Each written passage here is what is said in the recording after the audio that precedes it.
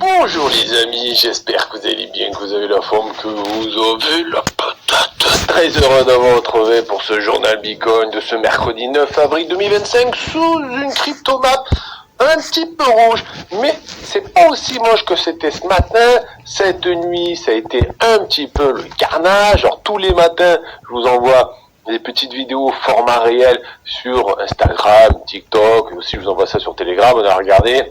C'était carnage, hein. Tous les plus gros indices, que ça soit Tokyo, Séoul, Hong Kong, Singapour, là, tout le monde a mangé gras cette nuit. Et finalement, pour l'instant, ça a gentiment se fait grignoter dans du vert. Wall Street, qui avait déjà les futurs dans le rouge, donc on prévoyait que ce soit pas très très joli, finalement est un petit peu racheté. Donc pour l'instant c'est en train de essayer de recoller les pots cassés, mais derrière t'en as qui arrivent comme Trump, et là il éclate le vase, puis après le président chinois il prend le vase et bah il met un coup de boule aussi, il pète le vase, et nous on essaie de recoller, c'est un peu compliqué. Bon, sachant que il y a le président chinois qui va remettre de la douane aussi sur la tronche à Trump, l'Europe qui remet de la douane à la tronche à Trump, Trump qui veut mettre 8 milliards de pourcents à tout le monde. Bon, c'est loin d'être fini. Alors je parle de ça précisément dans la vidéo news que je fais ce matin, donc je ne vais pas revenir tout ce qui est géopolitique. On va voir la vidéo de ce matin. Bitcoin pour l'instant moins 2%, c'est moins grave que ce matin. Ce matin c'était moins 4, moins 5. Hein.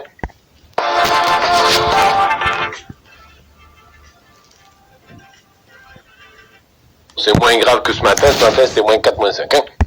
Les altcoins aussi, Ethereum ce matin c'était moins 8, moins 10, tu vois, là moins 4, donc finalement Wall Street un peu acheteur. Alors les investisseurs sont quand même dans l'extrême peur comme tu peux voir. Par contre les zones d'extrême peur, c'est les zones extrêmement intéressantes pour continuer son petit DCA tranquillou, et c'est personnellement ce que je fais. Vous voyez Bitcoin qui a tapé ce matin, là c'est le total, pardon, le total ici il y a 501 milliards de dollars.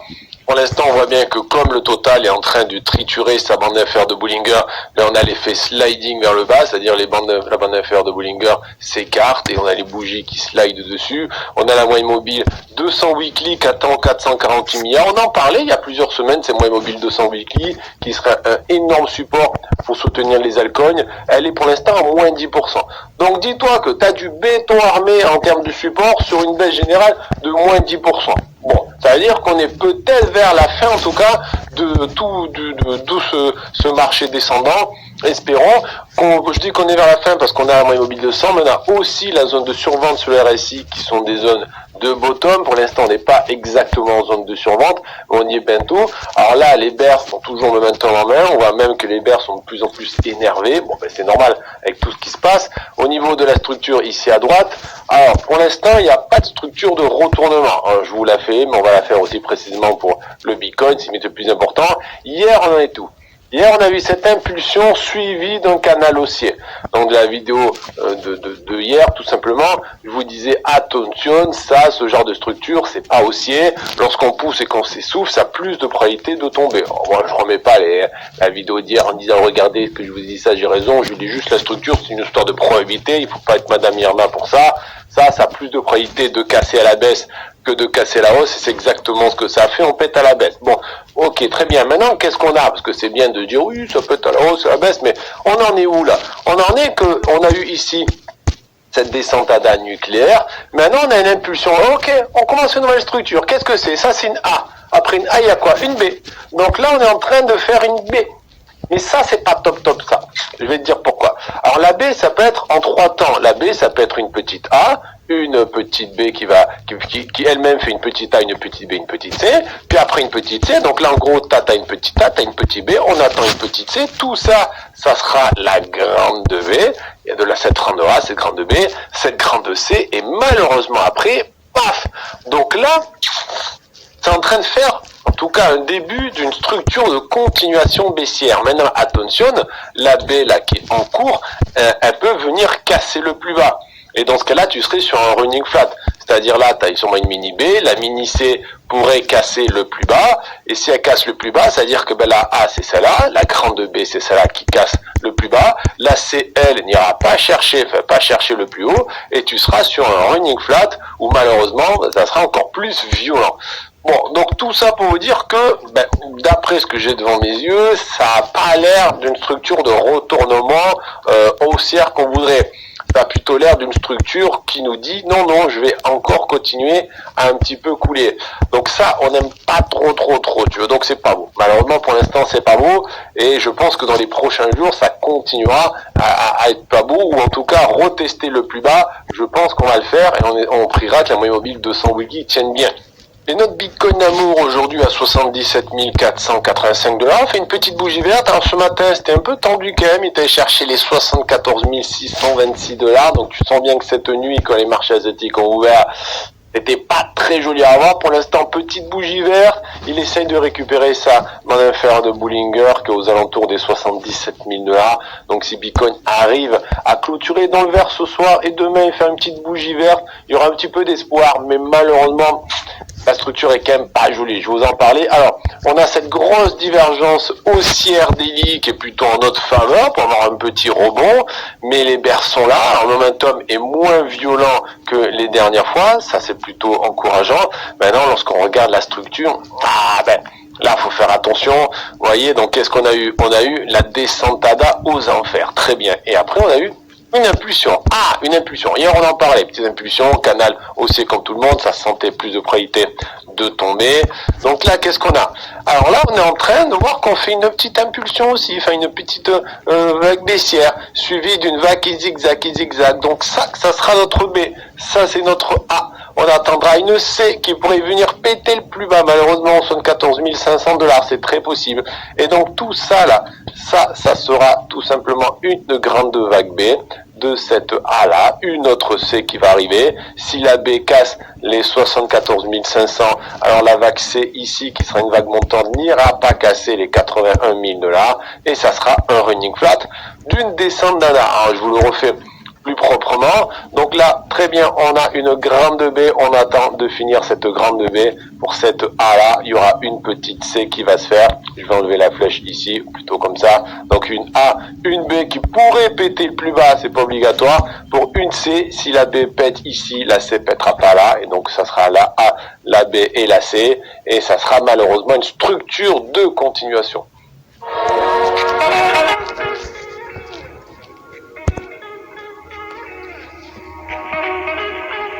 Et ça sera malheureusement une structure de continuation. Donc on n'a pas pour l'instant une structure de retournement ici, malheureusement. De toute façon, c'est simple, tu cherches pas à comprendre. Dès que tu vois des canaux haussiers, c'est pas bon. Tout ce qui est canaux haussiers, tu sais que ce genre de canaux-là, ça a plus de probabilité de tomber. Sauf que là, ça risque de tomber pour juste faire la petite vague C de ici, cette grande B-là, d'accord? Pour cette grande A, cette grande B, cette grande C. Et même, imaginons que la B, imaginons que là, ça pète et que ça ne casse pas les 74 000 $, tu auras quand même ici une vague A, une vague B, une vague C. La C, elle ira au-dessus des 80 000, mais c'est pareil, tu auras juste un regular flat, boum, de retomber. Donc oui, c'est pas bon. Malheureusement, j'aime pas donner de mauvaises nouvelles, mais la structure, j'ai devant les yeux, me dit ça. On va voir si ça va changer. Après, bon, on n'oublie pas que les marchés sont très réactifs face aux news. Il suffit peut-être qu'on ait une bonne news et ça invalide et pouf, ça fait une grosse bougie verte comme ça qui sort de nulle part et ça va invalider ça, d'accord? Ça reste possible. Mais il faudrait une grosse news, que la Chine se calme un peu, quelqu'un met de l'eau dans son vin. Les États-Unis mettent un petit peu de pinard dans leur whisky, enfin de l'eau dans leur whisky, tu vois, histoire de dire ok, tarif douanier, allez, je me calme un peu, c'est Trump, ou alors l'Europe de l'eau dans son pinard, ou la Chine de l'eau dans son saké. Bon, saké c'est japonais, c'est quoi chinois, on s'en fout, on va dire qu'ils veulent du saké aussi. Bon. Donc t'as compris l'idée. Donc pour l'instant, non, ça sent pas très bon, malheureusement, encore. Alors, au niveau des futurs, il y a un gros cluster à aller chercher vers les 73 000 $. Alors, ça, 73 600 à peu près, mais ça peut s'étaler ici vers même les 72 300. Mais déjà, le plus gros, il est, allez, vers les 73 500, 600. Déjà, celui-là. Après, on verra bien. Il y a à bouffer, là. Voilà. Après, même si il monte un petit peu pour manger les 80 000 $, ça restera toujours vert. La structure est toujours vert, malheureusement. Bon, au niveau d'Ethereum, alors Ethereum c'était pas très joli, ce matin il a cherché les 1384, ça commence à être pas très beau ça, 1300 là, bon, Ethereum est en zone de survente, donc là il est plutôt dans une zone très intéressante pour faire son petit DCA, comme toutes les zones de survente. Les bears ont toujours momentum en main. Au niveau de sa structure à petit Ethereum, ben rappelle-toi, alors moi je lis que les structures, je suis pas Madame Irma, je suis pas là pour dire oui ça va être comme ça, je suis devin, non. Je dis ça pourquoi? Parce qu'on avait la A, on avait la B, on attendait la C. Et la structure nous disait, ben, vu que la B est très corrective et n'est pas beaucoup montée, c'est-à-dire que la C, elle va piquer, tu vois. Et rappelle-toi, on avait tiré un petit canal parallèle pour avoir une estimation, eh ben, finalement, l'estimation était vraiment bonne, hein, parce que là, c'est un canal parallèle, mais genre au poil, c'est hallucinant. Bon, donc, et non, oui, ça pique bien. Voilà, malheureusement. Alors, qu'est-ce qu'on a comme structure? On a ici une structure qui est pas très très jolie. Un petit rebond, on appellera notre A. Ici, petite A. On attendra une petite B qui zigzague. Donc, pendant quelques jours, ça peut monter doucement, tu vois. Ça peut être mignon. Après, bon, une C qui risque. Bah, attention, c'est un running, hein, déjà, parce que ça a déjà pété le plus bas. Donc, lui, moi, c'est un running pour la grande A, la grande B, la grande C. Et malheureusement, boum, ça peut encore retomber. Donc ça risque de jouer, de durer un peu longtemps cette affaire, c'est-à-dire on risque de passer quand même pas mal de jours, une semaine, 2 semaines, je pense, dans ces eaux-là, tu vois, ici, vers dans les flammes de l'enfer. Là, t'as pas une structure de retournement qui dit oui c'est bon, W bottom on s'envole. Non, il y a pas ça. Sauf si une news dingue qui sort et les marchés apprécient, mais tant qu'il n'y a pas ça, ça sera pas beau. Il y a pas mal de liquidités à chercher jusqu'aux $1350 à peu près, même 1345 exactement, comme tu peux voir ici. Alors il peut grappiller au nord, la petite B la peut zigzaguer et venir un petit peu grappiller jusqu'au 1565. 1565 c'est juste ici, donc la B peut grappiller tranquillement là, mais après ça sera la descente tada malheureusement. Donc c'est pas bon. Au niveau d'XRP, lui, malheureusement, avant-hier déjà, bon, il avait cassé sa moyenne mobile 200. XRP, quand même le roi des bougies atroces sorties de nulle part. Là, un petit moins 15 d'un coup qui a été racheté. Je dis ça parce que je me souviens d'une bougie qui avait fait... elle était pas mal celle-là aussi. Est-ce que c'est ça, cette bougie nucléaire? Oui, voilà, la bougie de moins 34% sur une journée, le 5 février. L'XRP, c'est un des rares actifs, grosse capitalisation, peut te claquer une bougie de moins 20, moins 30 de la journée comme ça. Ça veut dire qu'il y a du gros bac d'XRP détenu par des entités, pas beaucoup d'entités, et il suffit qu'il y en a une où son cerveau ça fait clic, là, elle lâche tout et c'est les enfers. Et regarde, ça n'a pas loupé avant-hier aussi, tu vois, avant-hier, la bougie de moins 16, ça a été un des pires. Après, elle a été rachetée, très bien, les holders sont là, heureusement. Mais c'était moche. Hier, c'est moche parce qu'il a perdu sa 200 daily, sa moyenne mobile 200 daily, qui est le prix moyen d'XRP sur les 200 derniers jours, et la 200 daily dit non. Donc c'est pas très bien d'avoir perdu la 200 daily. XRP n'est pas encore en zone de survente, qui sera vraiment les meilleurs endroits pour cartoucher l'XRP. Les bears sont là, toujours un peu de momentum. Et pour la structure de l'XRP, on va zoomer, mais ça doit être pareil que tout le monde. Donc hier c'était la même chose, on avait l'impulsion suivie ici de l'essoufflement, plus de probabilité de tomber. Donc très bien, on a ici une grande A, puis petite A, on attendra à la fin de cette petite B qui va zigzaguer pour une petite C, et après on aura la A, la B, la C, voilà, une structure soit régulière en running. C'est-à-dire qu'on va encore tatouiller de l'enfer, malheureusement. Vraiment, moi qui est bien cartouché, au bout d'un moment, j'aimerais bien qu'on trouve le petit bottom, tu vois. On risque de le trouver. On est plus proche du bottom qu'on y était. Chaque jour qui passe, on s'approche de plus en plus du bottom.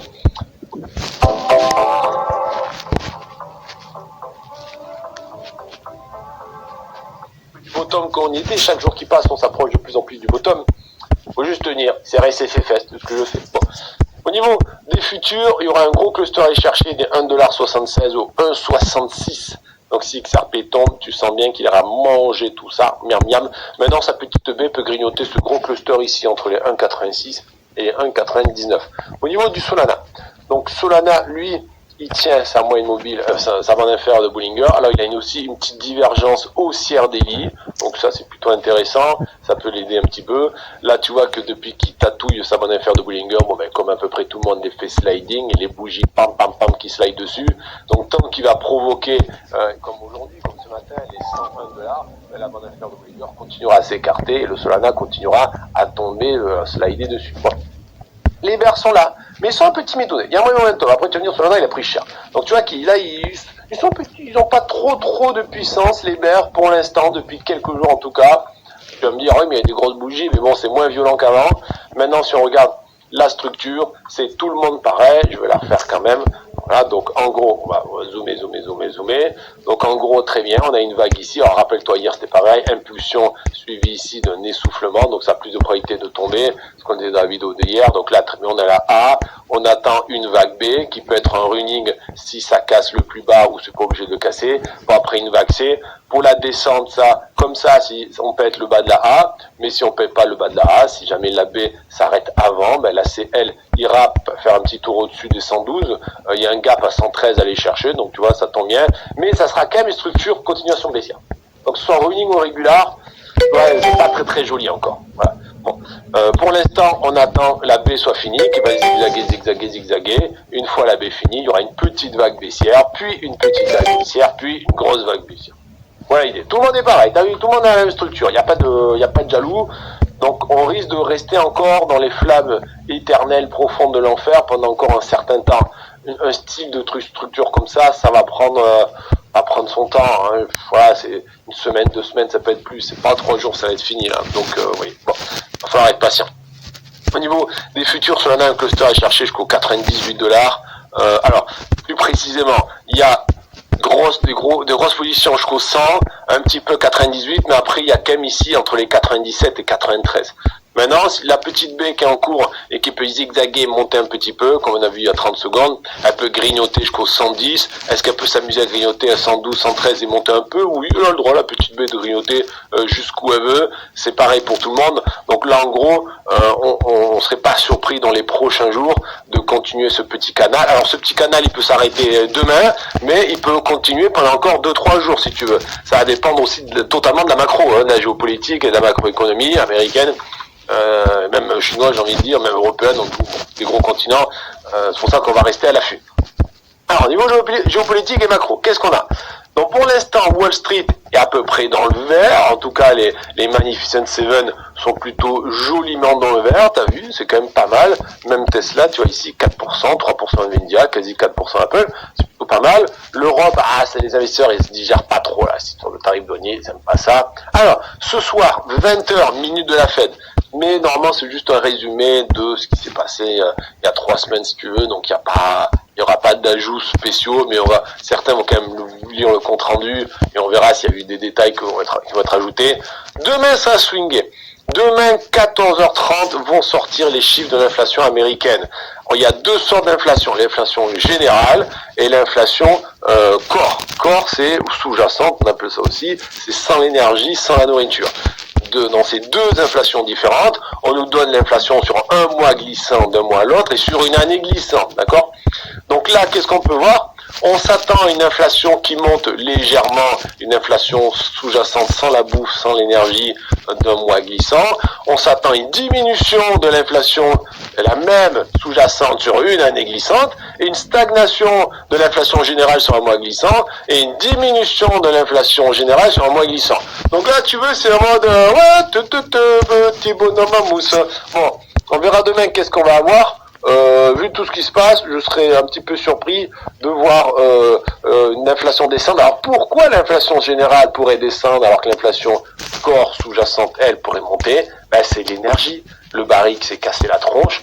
Bon, quand tu rajoutes le baril, l'inflation est plus petite. Quand tu enlèves le baril, l'inflation est plus grande. Voilà. C'est ça l'idée, si tu veux. Et donc c'est pour ça que on regarde plus, limite, l'inflation sans la bouffe et sans la nourriture, voir ce que fait tout le reste. Et après-demain, vendredi, on aura l'indice des prix de la production qui va tomber et le sondage pour l'Université Michigan. Alors, les traders de taux directeurs s'attendent à une baisse de taux en juin, une baisse de taux en juillet, une baisse de taux en septembre, une baisse de taux en octobre. Bing, bing, bing, bing. Et une baisse de taux ici en avril, tu vois. Ça, c'est à quoi ils s'attendent. C'est ce que le marché price, en gros. Le problème, c'est que si Powell, il arrive, il fait non.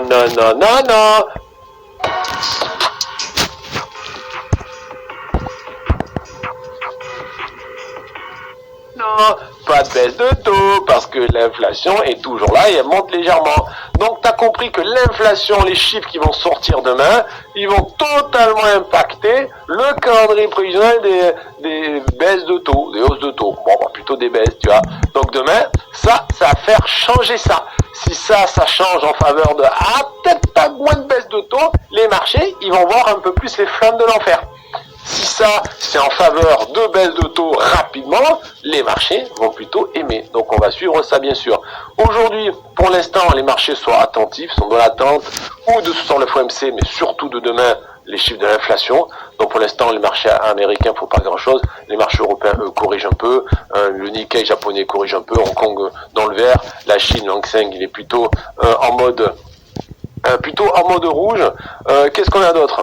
L'or, il fait une belle bougie verte. Alors, il se passe des trucs assez rigolos. L'or, il fait une belle bougie verte. Tu vas me dire, oula, les investisseurs se réfugient dans l'or. Il y a de quoi. Le silver repart dans le vert aussi. Le cuivre aussi repart dans le vert. Le baril, vu que c'est récession partout, on parle de récession partout, il tombe. JP Morgan, tout le monde, BlackRock t'annonce des récessions de partout, t'as compris. Le café dans le rouge, le sucre dans le rouge. Le blé, il fait pas grand-chose. Les entreprises, les crypto-actions, comme certains les appellent, font aujourd'hui du léger rien du tout, du léger rouge, c'est pas top. Et, qu'est-ce qui se passe là sur le marché obligataire? Les bons du Trésor américain se font extrêmement vendre depuis lundi. Les bons du Trésor japonais aussi. Et les bons du Trésor européen, eux, allez, on va dire, stagnent à peu près. Et c'est hallucinant. On va rester sur les bons du Trésor américain. Donc, ils se font vendre énormément. Donc, ici, répercussion, le rendement du Trésor à 10 ans américain explose à la hausse. Je vous ai partagé un gros thread explicatif sur Telegram, Discord, Twitter. Qu'est-ce qui se passe? C'est une histoire, si tu veux, de carry trade, en gros, sur les même histoire que le carry trade sur le yen. Là, c'est les basis trade ou les carry trade, si tu veux, sur les bons de trésor, on s'en fout, comment on appelle ça. En gros, rappelle-toi, c'est la même chose que pour les ETF Bitcoin. Lorsque les ETF Bitcoin ont été là, tu avais déjà les futurs qui existaient. Et donc, qu'est-ce que font des gros fonds, des gens qui ont beaucoup d'argent, qui veulent pas trop se mouiller? Ils ouvrent des positions d'achat. Je te parle de manière générale. Je vais essayer de te grossir ça, un peu vulgariser ça. En gros, t'as des gros acteurs qui ont beaucoup d'argent, qui profitent de toutes petites variations, mais comme ils mettent beaucoup d'argent et du gros levier, ça leur fait des gains potentiels assez intéressants. Donc qu'est-ce qu'il fait pour le Bitcoin? C'était pareil pour les ETF. Donc tu achetais sur le spot via les ETF Bitcoin, des Bitcoin, tu vois, des Bitcoin, et derrière, tu vendais tout simplement, tu t'étais plutôt short sur les contrats futurs, les contrats à terme. Et donc, lorsque au bout d'un moment, ça arrivait à la date d'expiration, lorsque tu avais la convergence du spot et du futur, tu avais un petit spread qui se fait, la petite différence, et si tu as du gros levier, du gros argent, tu peux te permettre de gagner des sous, surtout sans risque, ok? Et là, pour l'histoire du bon de trésor, c'est pareil. D'un côté, tu achètes les bons de trésor sur le spot, le marché spot, de l'autre côté, tu es plutôt vendeur sur les marchés sur les marchés futurs, tu vois, sur les contrats à terme, et après, à l'expiration, vu que les deux convergent, tu as un petit spread et tu te fais de l'argent dessus. Comment ça se passe bien. Et donc là, qu'est-ce qui s'est passé? Il y a eu une vente des bons du trésor qui a commencé. Moi, je pense que ça vient tout simplement des banques centrales mondiales, vu que cette histoire des tarifs douaniers est là et fait mal à tout le monde. Faut pas oublier que il y a l'Europe, les Chinois surtout, qui font partie des plus gros acheteurs dans ce monde des bons du trésor américain, et donc ils ont commencé un peu à se délester. Donc il y a eu des ventes sur ça, c'est déjà premièrement. Après, c'est ce que je pense, d'accord. Donc de la vente des bons du trésor par des grosses entités planétaires qui ont mis les doigts de douane de la tronche. Je dis, tu sais quoi, tiens ta dette, tu te la reprends. Deuxième chose aussi, il y a eu de la vente, qu'est-ce que je voulais dire? Ah oui, de l'émission assez impressionnante de bons du trésor par le gouvernement lui-même pour rapatrier du pognon, d'accord? Parce que ça coûte un peu cher tout ça depuis que Trump est arrivé. Et troisièmement, cette histoire de basis trade sur le yen, ou sur le yen, sur les bons du trésor américain, avec cette histoire de finalement, pourquoi il y a eu ces cascades de liquidation? Parce que ceux juste qui achètent le spot et qui shortent les futurs, si jamais le spot commence à descendre, ah là, qu'est-ce qu'ils font? Ou ils se couvrent encore plus, mais tu peux te couvrir et finalement perdre encore plus, ou alors tu vends. Et donc, il y en a beaucoup, dès que ça a commencé à tomber, ils se disent, oh mon Dieu, là, le spread, je perds trop d'argent. Ils vendent, et ça fait des cascades de ventes. Donc, pour moi, il y a 3 acteurs qui déclenchent cette retombée des bons du trésor, qui fait très mal, attention, aux US, pour l'instant, en tout cas. C'est la vente de gros acteurs, c'est eux-mêmes qui émettent beaucoup de bons, et comme ils émettent beaucoup de bons, eh ben, le prix, ça se casse la gueule, c'est normal, hein, t'en émets plein. Et puis après, cette histoire de trade, de basis trade sur les bons du trésor américain. Bon, voilà, attention, je vous ai fait un gros trade, ouh là là, un gros trade. Ils ont confiance au yen, ils ont moins confiance à British Pound, au dollar australien, mais bon, on se barre du dollar, on va vers pour cette petite mise. On a du gold, on a de la vente des bons du trésor, et on se barre aussi du dollar pour aller vers d'autres monnaies. En gros, on se barre pour cette petite mise à jour, on se barre du dollar, on va vers d'autres monnaies, et on va vers des valeurs refuges comme le gold. Voilà pour cette petite mise à jour aujourd'hui, toujours très intéressant. On va continuer à suivre ça, je continue à vous envoyer sur les réseaux sociaux le plus de news possible et d'explications, tout ça, c'est assez sympa, au moins on s'endort pas trop, tu vois. Je vous fais des bisous, on va falloir s'accrocher malheureusement. Je suis pas très serein là, vu la structure et tout. Je pense qu'on va malheureusement encore se brûler les fesses quelque temps, hein. Sauf si tout d'un coup il y a des bonnes news qui sortent au niveau des tarifs douaniers. Mais s'il n'y a pas des bonnes news, si tout le monde commence à répliquer réciprocité de tarifs douaniers à ta réciprocité aussi. Alors moi je te mets des tarifs réciproques à tes tarifs réciproques. Si ça fait ça, ça va être moche, encore très très moche. Bon, soyez courageux. On est ensemble les amis. Je fais des bisous et on se dit à demain. Bye bye.